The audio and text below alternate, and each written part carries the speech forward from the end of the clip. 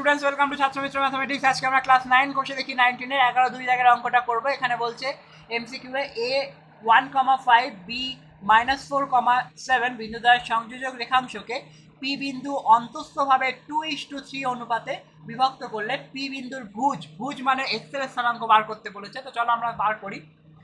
P বিন্দুর ভুজের স্থানাঙ্ক বা পি বিন্দুর ভুজ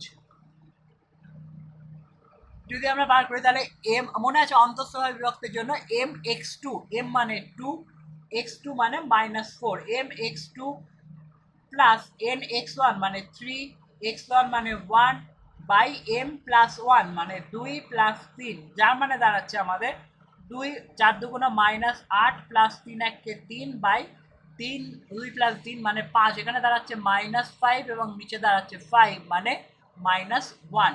তো আমাদের অ্যান্সার দাঁড়াচ্ছে অপশন এ।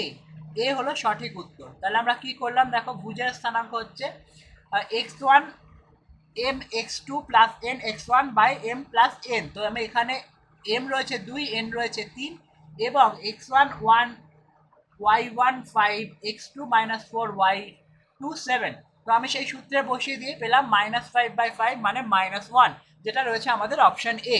তো এটাই হলো আমাদের উত্তর। তো স্টুডেন্টস, অঙ্কটা বুঝতে তোমাদের অসুবিধা হলে ভিডিওটা আবার দেখো অথবা ছাত্রমিত্র অ্যাপ ডাউনলোড করো, যেখানে তোমার বইয়ের সব অঙ্কের সুন্দর সমাধান রয়েছে।